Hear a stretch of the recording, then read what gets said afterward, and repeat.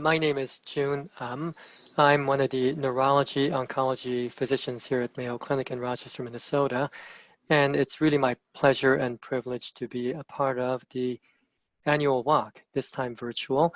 And I'm here to tell you what I know and why I have so much respect for this wonderful organization. Well, I joined the Brains Together for a Cure really kind of accidentally. They started out at a grassroots level made up of patients, patients' family members, also one of our colleagues here at Mayo Clinic and another colleague, meeting really at the tableside and kitchens of people's homes as a support group. And then it really evolved to a large support group once every month at the Hope Lodge here.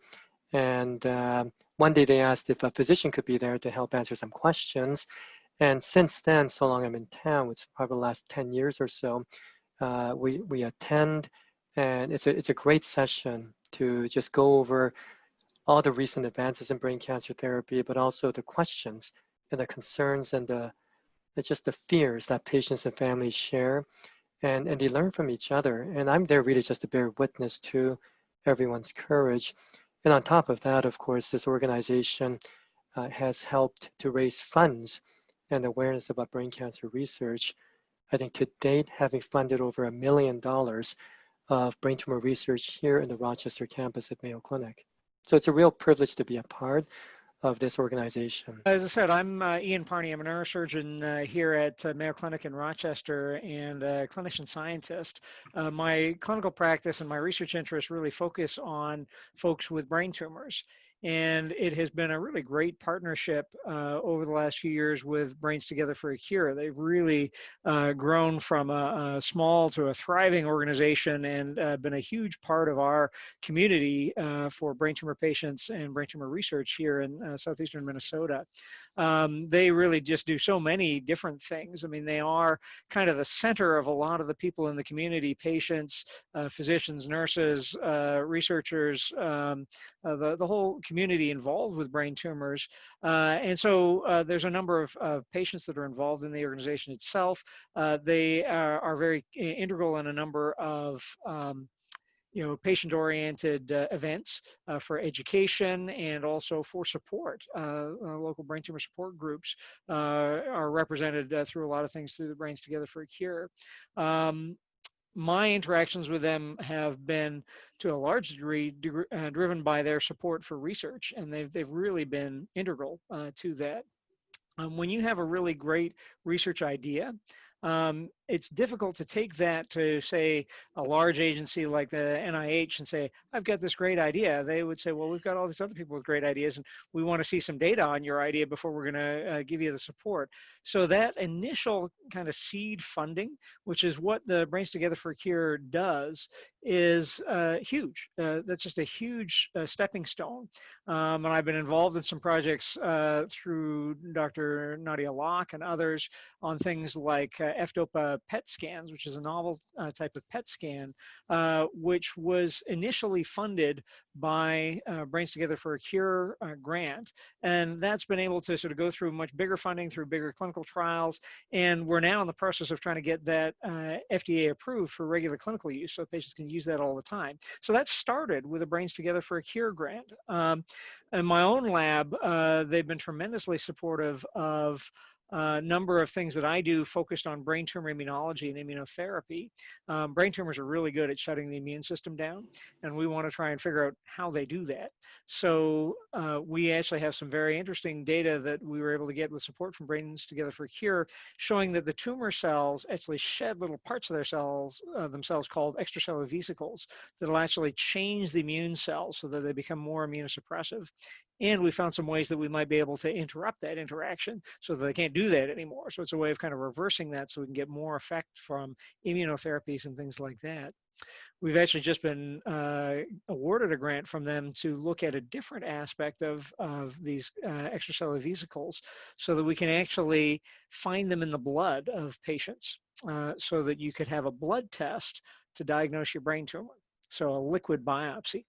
And I always think people sometimes say, well, why would you need a liquid biopsy? We've got an MRI scan, and we're certainly never going to replace the MRI scan or, for that matter, an actual biopsy. But as anybody who's been involved in looking after patients with brain tumors knows, or if you've had the experience yourself or you're in family members, often the standard treatments that we prescribe, surgery, radiation, the chemotherapy, if they're working, you will often see kind of an inflammatory response in the brain that looks for all the world like tumor regrowing, and it's not. It's an inflammatory pseudoprogression, but it's very, very difficult to tell the difference. So that's why we're so excited about using this new technology funded by the Brains Together for a Cure grant to investigate, can we actually generate a blood test or invent a blood test to help diagnose and follow the outcome of patients with brain tumors as they get treatment, so that we can treat people better and improve survival.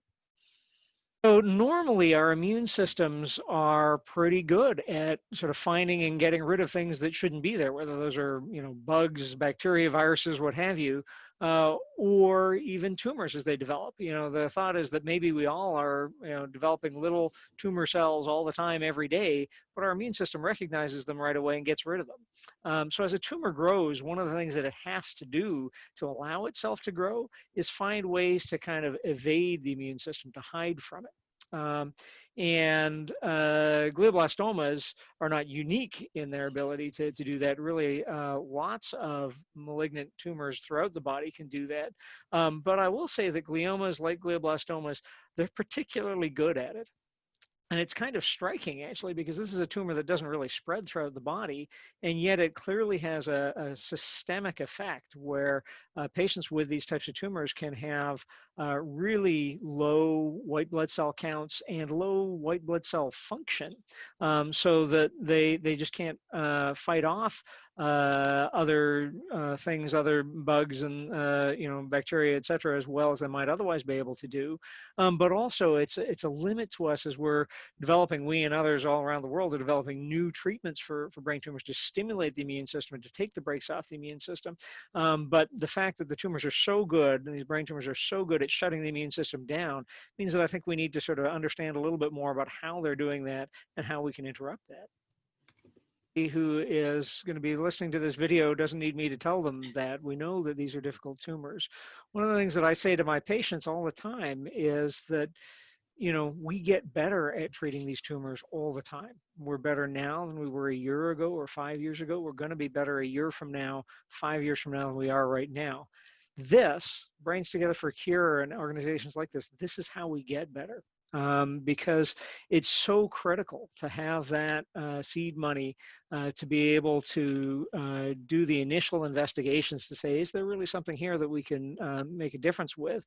And I firmly believe that we are. As we talked about some of the things with the FDOPA PET studies that have been funded by the Brains Together for a Cure, which are a really new and better way of guiding surgery and guiding radiation treatments so that we get the best benefit from those procedures with the least risk. That we just wouldn't have had that before. And that's something that has grown from a small project funded by the Brains Together for a Cure at our one institution to something that we hope in the near future is going to be FDA approved. Similarly, the things that we're working on in immunotherapy and others are working on for other aspects of this, these are steps along the way to bring these new ideas to the table so that we can actually crack this nut, that we can do better for people with these really difficult tumors. Radiation oncologist. I treat pediatric and adult patients with brain tumors, and I have been involved with the Brains Together community, both from participating in some of the educational workshops, as well as walking in the fundraisers, and I've been fortunate enough to be a recipient of some of their research, of one of the research grants, actually a couple of the research grants that have been really instrumental to helping advance brain tumor treatments here at Mayo, and hopefully eventually for patients in a broader perspective. Enough to receive a pilot grant from Brains Together for a Cure, and the pilot funds allowed us to do a study, to get preliminary results to show the promise of using a specific kind of PET scan, FDOPA PET, to help guide both surgical removal, our surgeons to help remove the tumors better, as well as guide radiation. And with that promising pilot data, we were able to submit for a larger federally funded grant, an NIH grant, which was over $1.5 million. And that grant has now funded 2 phase 2 studies, so larger studies, to be able to confirm some of those results that have just completed. The studies were just completed earlier this year. And the preliminary results of that study are going to be presented in October. So to be honest, I can't tell you about all the details of the study because they are not public yet. But I can say that because of the promising results from that study, we are working with our radiology group to try to get FDA approval for this FDOPA PET marker to be able to use to guide both surgical removal and radiation treatment for brain tumors in the future. So I'm a pediatric neurosurgeon, and so I really treat children with brain cancer and brain tumors. And I also run a lab, and I can say that I've received funding through the Brains Together for a Cure on at least several occasions. And really the group was one of the main drivers for me to even initiate and to start my lab back, I don't know, 9 or 10 years ago. So I can say that I would not be in the place where we are today without the funding and support that they had. So I think that's why they wanted you to talk to me. Important. It's the pinnacle of medical care. I'm a clinician. My job is to take the research that's been done, the clinical trials that have been completed, and bring that new state-of-the-art therapies to the patient at the bedside. But then if I'm in the trenches with the patients and their families, well, who is working over there to bring out the new technologies, the new weapons against cancer? We need researchers. And I think that, you know, one of the more famous quotes about research is that today's research is tomorrow's cures. And I can't emphasize that enough. I think we have a lot that we can offer brain cancer patients today, more today than we could 10 years ago. And I'm certain 10 years from now, more than what we had today. How does that happen? By refusing to accept the status quo and just pushing the envelope stubbornly, steadfastly, and that only happens through new innovative research. My hope for brain tumor research really comes from our redefining of how the immune system and the brain works, okay?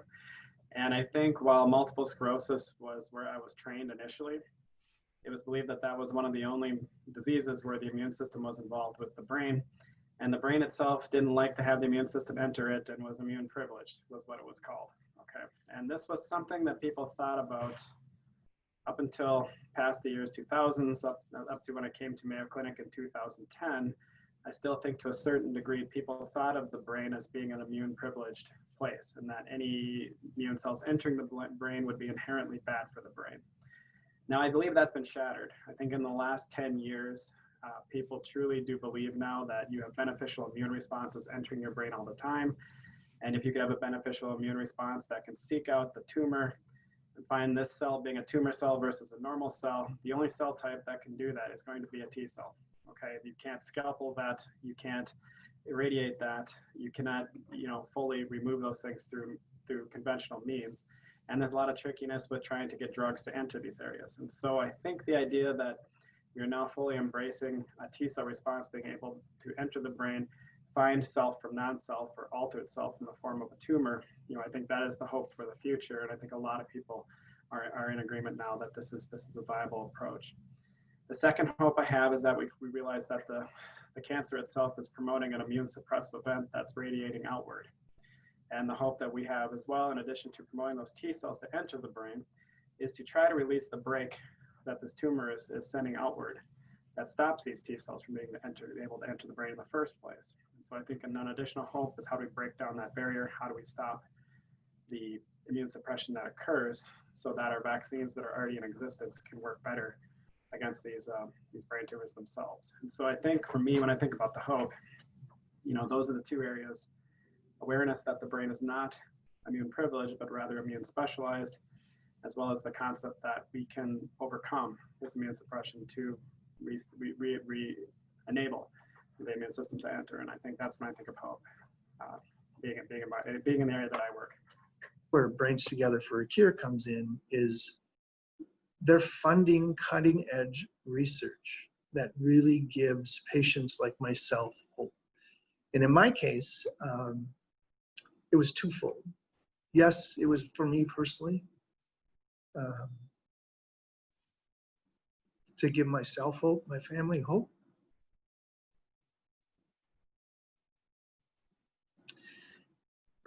But probably more important is my children. They say it's not hereditary, but I just, 2 years prior to my diagnosis, my father died of the same thing. If I can help anybody, that's what the trials are about. But I'm fortunate. I don't know, like many trials, what others have experienced, but I am 5.5 years post-surgery, and I'm a survivor. So I have blown past my 15 months of life expectancy. I have outlived my clinical trial, and I am just incredibly thankful. And to tie this all back to hope, Brains Together for a Cure, it really comes down to hope. Without organizations like them investing in research, it just gives people hope, not only for the immediate, but also for the future. Because I have had many doctors tell me over the years that the longer you stay alive, science will eventually catch up to you. And that's not just brain cancer, that's all cancers. And probably many other illnesses. Diagnosis can be so devastating because, and this is what I often tell my patients, certainly with glioblastomas and some of our more aggressive and malignant adult brain tumors, as well as similar types of tumors in kids, our treatments aren't where they need to be. We must do better. We need to do better. Being able to fund with these pilot studies, hopefully the next generation of treatments to provide hope for our patients has been so critical and so appreciated by our patients, our family, and certainly our researchers and our providers. Again, without revealing too much, I mean, we've been able to fund studies that now are showing promise enough to get FDA approval for these new diagnostic tests that can help us guide our surgeries and radiation more accurately. So we've already been able to see how the contributions of Brains Together for a Cure can provide hope for the patients that had the opportunity to have access to these new treatments because of these studies, and for future patients. I would really like to thank the organizers and the founders and the organizers and the staff in Brains Together for a Cure that make this organization possible. I've been a part of the educational events and then taken care of patients who've attended the educational events and heard from patients directly of how helpful it was to meet other people going through similar things and to have access to some of the new cutting edge information that you can trust. Because there's so much out there that can be really scary, and having access to trustworthy information. Also at the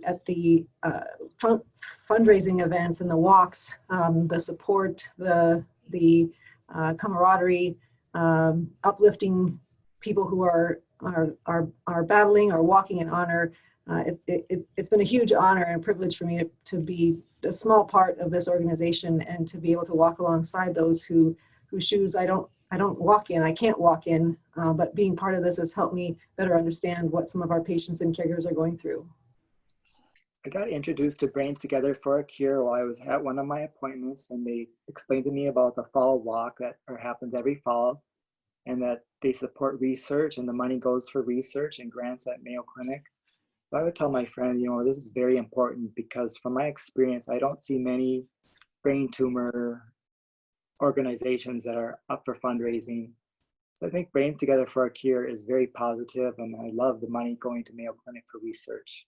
I've either gone to the Brains Together for a Cure meetings in person or now, of course, virtually. Well, a lot of reasons, but two come to mind initially. First and foremost, the fact that the organization, especially with this fundraiser in the fall, part of the whole mission statement and the values is, of course, to raise an awareness of brain tumors and the need for research. And the unique thing about my particular kind of brain tumor is that there's a lot of ambiguity as far as what causes them. Some people say that they're not genetic, others say they might be, you're not sure. But for me, with my particular circumstance, my aunt also had surgery for a meningioma brain tumor. And here I had just visited her in the hospital a year before I was in the hospital, not knowing that I'd be the one, in the hospital a year later. And so I want to be a part of an organization that believes in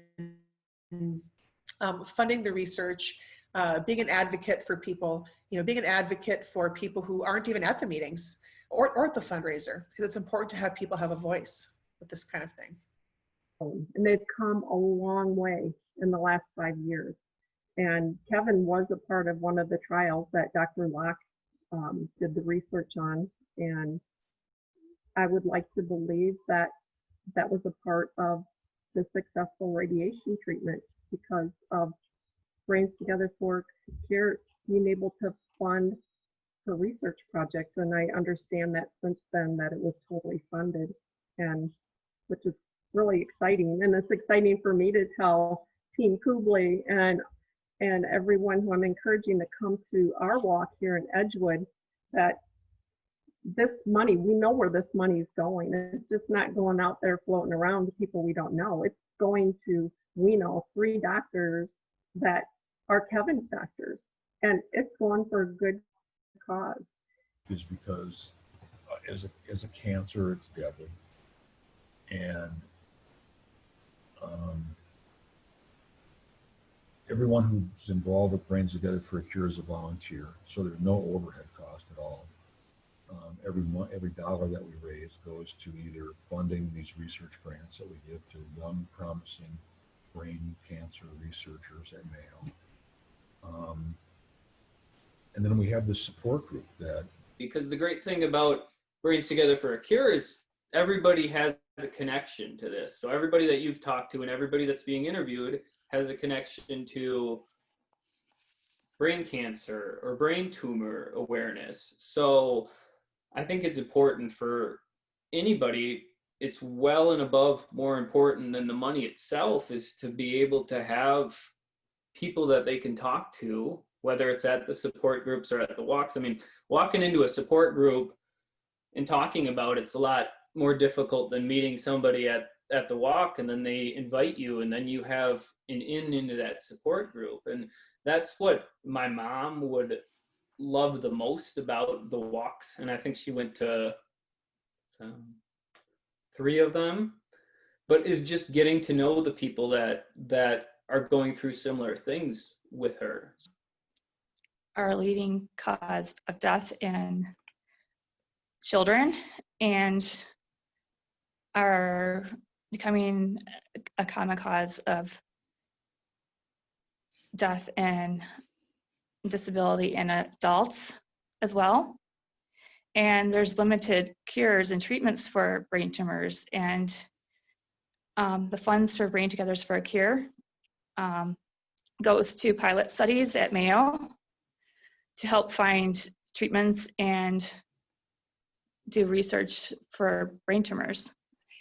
And one of my physicians told me that the research from Brains Together for a Cure, they're kind of like giving grants that are like a bridge to get for these great ideas that need to get a jump start, where they've done the basic, they've started it up, done the research, and now they just need to get over this bridge to get to their next really big breakthrough. So I think we can call that a bridge of hope, even, to get, they get this grant to just keep their research going. And I think the physicians are so appreciative when they have this idea and get it started, and they don't want it to stop. They want to keep going with their research. And that is what this money is really helping to do, because we don't know if it's going to be this idea or that idea, but the ideas have to start somewhere. Patients, caregivers hope when they desperately need it. I got involved once I found out they dedicate their dedicated mission to research and to helping people out in support groups. As a survivor myself, I can't tell you what it feels like. You know, everybody's journey is different, but when you get the news, there is no hope. And navigating the system and getting advice is not easy. And if I only knew Brains Together for a Cure was there, I could have reached out to them early, really early, and I'm sure I would have got the guidance needed. So for me, hope, Brains Together for Cure gives hope. Gives hope to patients, and it gives hope to the caregivers that are going through a very, very tough time. There's no substitute for people that have walked in your shoes.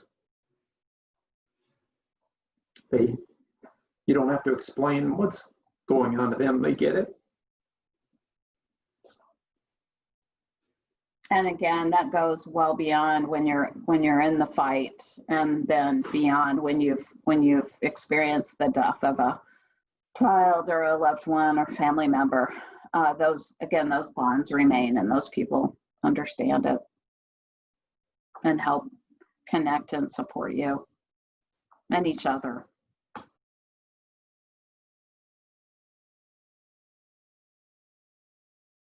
You know, we're not alone when we talk to other families whose kids have had radiation to the brain. And I know that Mayo is looking at some research, and particularly I think there is a proposal right now that Brains Together for a Cure is looking at that is focused on the cognitive impact of these terrible, harsh treatments, and particularly in kids.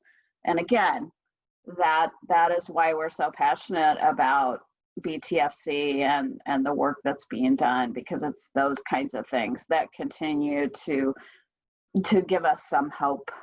And so research is critically important, because research is the forefront of moving therapies forward. I always like to tell, every time I approach a patient, when we're on hospital service, when I'm here in the clinic, I do 100% brain and spine tumors. But when I'm on hospital service, I'm trained as a pediatric hematologist and oncologist, so I see all the leukemias, I see solid tumors, I see hematologic issues like blood clots. But when I'm on service, anytime somebody has a new diagnosis, one of the things we talk to families about are trials. A trial is something where we know there's a standard of care and we know the outcome from that. And then there's also like an experiment. There could be an experimental question of, is this agent with another agent, will that improve survival? Or will this agent, now we've seen that survival is so good, can we reduce the therapy a bit to give less toxicity? And so that's kind of at the patient level, how we're continuously doing that, is that it's sometimes hard because you're just meeting a family, and then you're talking about some medicine to try and make things better. But I always talk about that there's people before and children before who've come along that have helped the kids along the way. And so that's kind of the research, how we're doing it at the bedside, because we're always, but then there's, Dave and the scientists and we call it sometimes the basic and the translational scientists that are taking and drug discovery and bringing it to the forefront, so that I, as the physician, could then try and apply it to the patient. And so it's been very exciting that we have another several, I think we've had 7 or 8 new trials since I've started in the last year. And we've just papers, I don't think it's signed with ink yet, but have another neuro-oncologist that's coming, that's a senior person and a translator who does a lot of clinical trials. And so I think we'll have lots more to offer here in the state. And we're lucky here in the state of Minnesota that we have 2 partner institutions, Minneapolis Children's and the University of Minnesota, who also have lots of trials for children. And collaboratively, I think we work all very well together. Something horrible, such as a brain tumor, I think the immediate appropriate reaction is going to be fear of what is to come, fear of the future. And how do you channel that? Well, you have to gather information. The most important part of gathering any information is going to the right sources. I think it's just starting at a good, high quality set of doctors is key. And that can be at a local hospital or at a big university, academic medical center. But, medical professionals only constitute an important but a small part of the medical care. Then you're also going to need to know well, how are other patients and families dealing with this?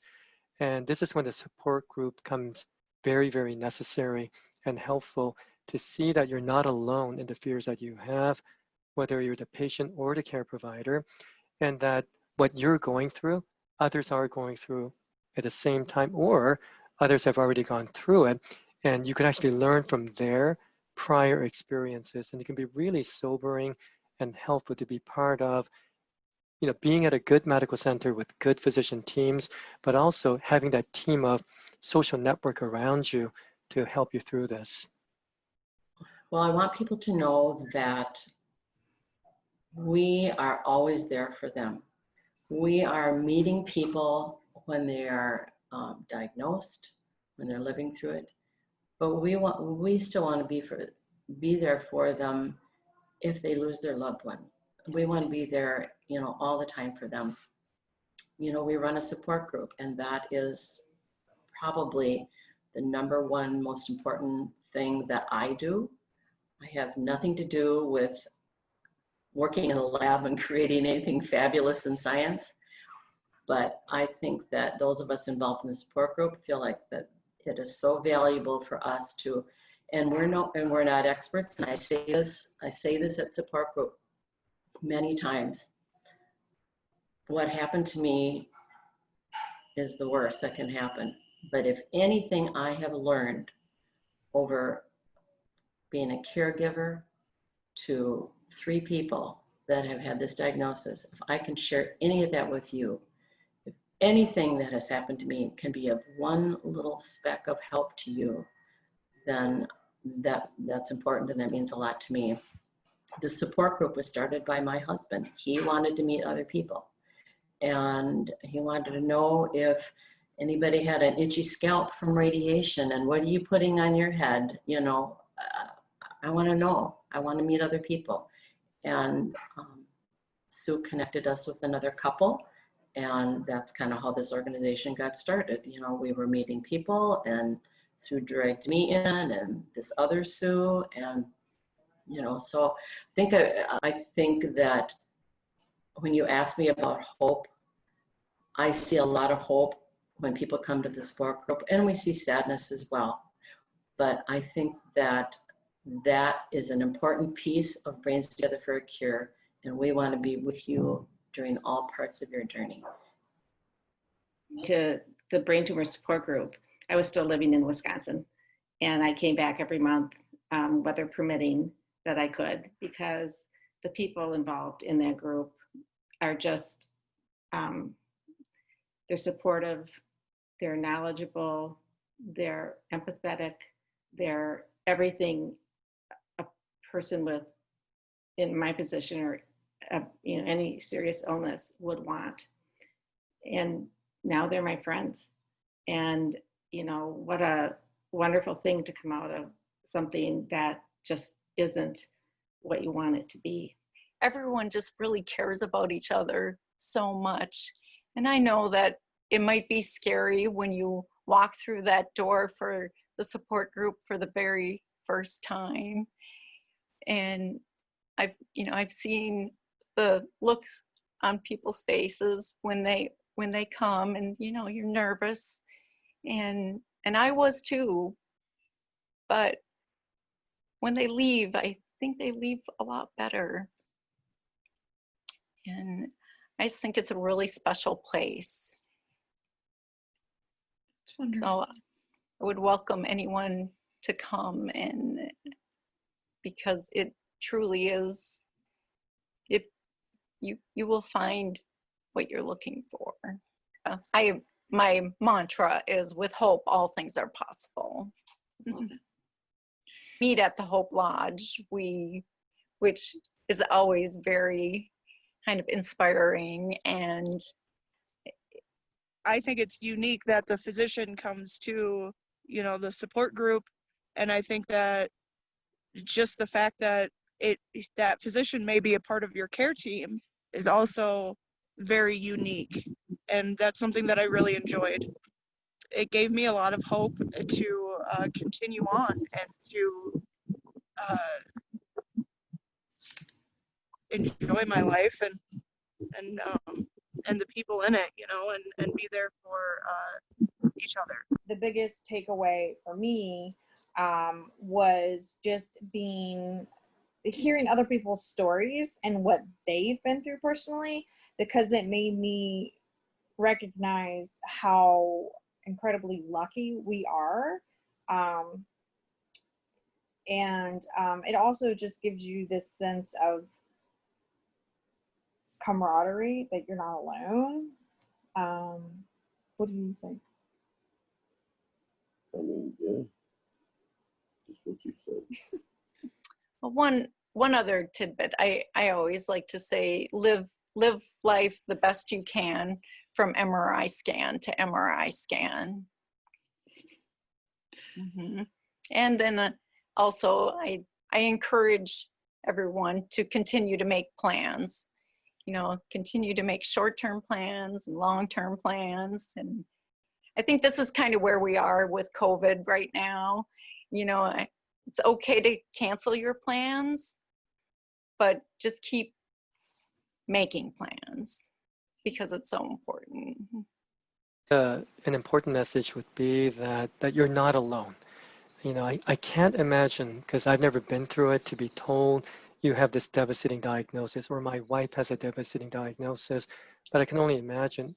I can see it vicariously because I take care of a lot of patients, but you know, you have to be wondering who else has gone through this, and how am I going to get through this? How's my family going to get through it? The answer is, well, you end up getting through it because you have to. Every day you get up to face what the day has to present to you. And this kind of an organization, it goes beyond how many dollars of research it is funded, how many scientists are advancing the field, how many people attend the walk. It's this collective human factor. And everyone brings their story, everyone brings their fears, their inspirations, and their triumphs. And I think that's what really defines this organization, is that it all comes together at that walk where we celebrate that, you know, how we're able to overcome, you know, not just the big hurdles, but the little ones on a daily basis. You can kind of choose to be happy about something.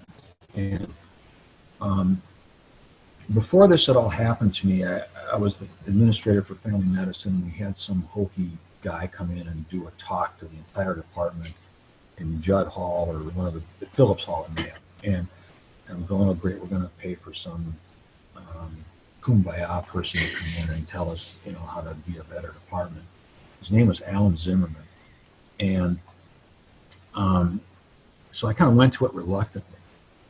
And it was so fantastic.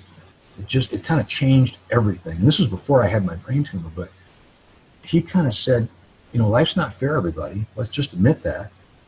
And things are going to happen to you that you're going to have to deal with. And it's how you deal with them that determines whether you're going to be happy or not. So he said, what you should do every morning is get up and look at the mirror, and you should say, zippity-doo-dah, zippity-day. And you can't do that looking at yourself in the mirror without laughing. You just smile. And so you start your day with a smile. And that's been my little deal ever since, is to say zippity. And so they're fighting for us.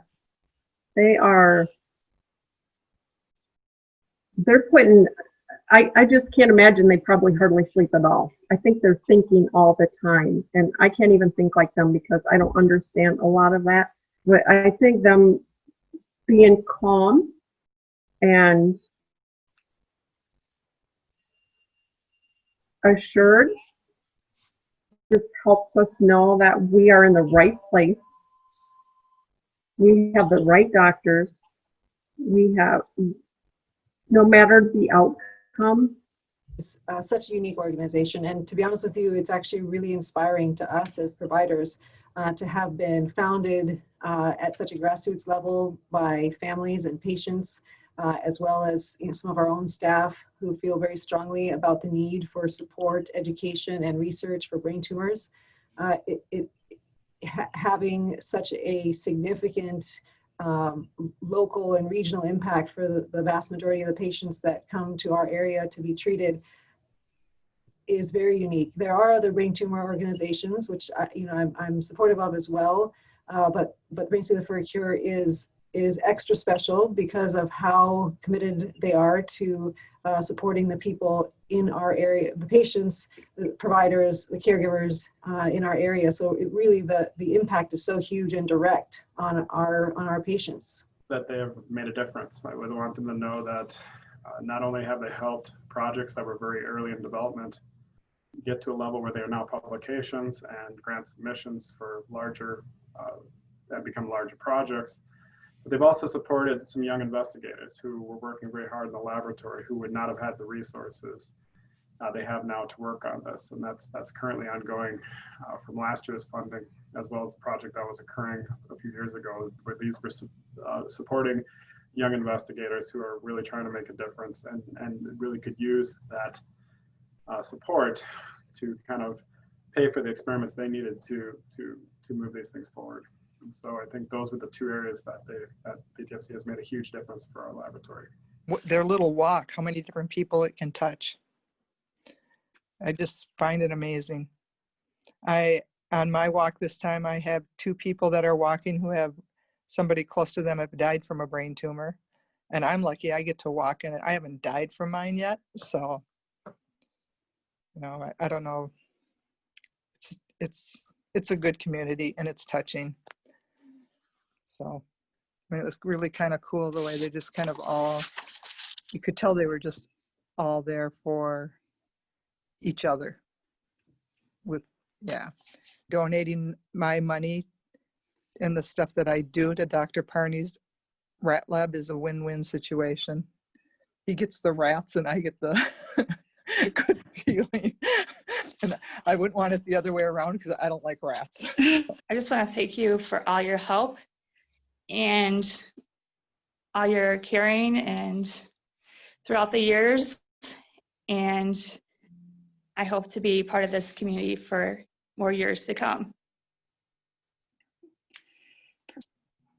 They helped me so much and gave me so much hope through my diagnosis and even after my diagnosis. And they're very special to me. It's a very healing, helpful group of people. You'd do anything, they'd give you the shirt off their back. And I love all of them, and I think that they need to be supported. Always hope. There's, there were a lot of times when I didn't have a whole lot of hope, probably at the beginning, and Brains Together for a Cure really helped me get through those times, and you'll get through it. You can survive this. I'm almost 4 years a survivor, and I'm not going anywhere anytime soon. Them for the support that they've given to the families here in the state of Minnesota and outside the state. I'd like them to know that their generosity and their funds have gone to help programs to really translate from the bench to the patient. And we really hope that gets to continue as we get better and better at our jobs and learn more how to take great care of these kids and get them to live long lives and healthy lives and productive and happy lives. I love the folks at the Brains Together for a Cure. They're a really good group of people.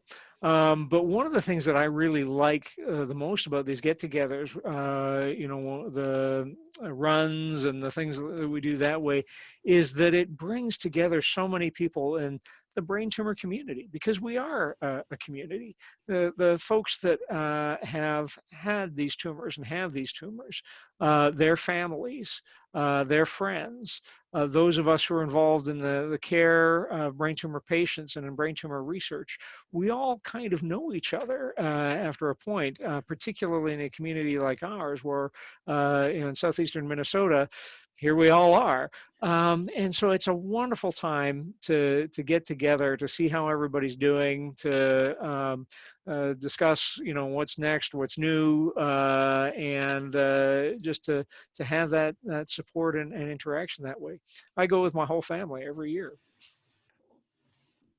Almost, we need to say thanks to all the people that are here, making all this possible. So, this wouldn't be possible without these people's support for attending, coming, donating, and having their faith in this community to be able to put something like this together. So first and foremost, it's just, thanks to everybody for being involved. Brain tumors and brain cancers is a very challenging, group of patients to treat, and families. And so I can say that we've made, great progress over the last decade, and that progress has been made at many levels, but really you can hone into some of these grassroots organizations such as Brains Together for a Cure for making this possible. I can say that, many people here at Mayo Clinic, including myself, Dr. Ian Parney, Dr. Terry Burns, again, our research would not be where it's at today without this type of support. And so I think that that's just a big hearty thanks to everybody that's helping out with this. I know all the organizers too, and I can say their tireless work and trying to organize some of this. On standpoint, the doctors and staff that support Brains Together for a Cure are just an amazing group of people, just in general. And so I can say that everybody really cares about this organization and the patients, and I can say that that's what this is all started from. And so I feel very fortunate to be able to be included in that group. So everything that BTFC has given me and has exposed me to, and has given me such a better sense of who I am, even though I have a brain tumor. It's not a very attractive thing to say, but it's true. And they have made me feel like I'm okay. There are two important days in your life. The first is the day that you were born. Oh, I'm gonna cry. And the second is the day that you find out why. So if my brain tumor scare can serve as a beacon of hope for others, then I can honestly say I'm grateful that it happened to me. So it's good stuff. When you can get a sense of purpose and a sense of meaning out of something in life that you didn't anticipate, it gives it a sense of purpose, and you can justify it, you know what I mean? And I'm okay this has happened to me, because people are learning from it. My husband died. We'd been married 31 years when he died. That was a wonderful run. We had a great marriage, and I do believe that that's all that was planned. And the plan was, I was to carry on a legacy for him and all the other people that I have met and that I have come in contact with. When we have our event in October, and we've talked to you about the tribute wall, I cannot tell you if you've come one time, 10 times, and maybe 14 times. You walk and look at those pictures, and it's gut-wrenching. And I have a young friend of my son's who his mother had died of a brain tumor, and he didn't want to come. He didn't want to come to the event. He didn't want to come. Finally, he came because he knew it was going to be hard, and he didn't want to look at all the photographs. But these are many people who are living and fighting and getting through this. And yes, there are many photographs on our tribute wall who are, people that have passed. But that's why you come. You come to honor those people. You don't even know them. You walk and look at the pictures. You don't even know those people, but you're there to honor them. We've got to keep them going. I think, had I not found them 5 years ago, my journey would have looked so different. Especially the last 5 years, they have, when I've had surgery, they've come to check in on me. They've become and not just friends, but family. And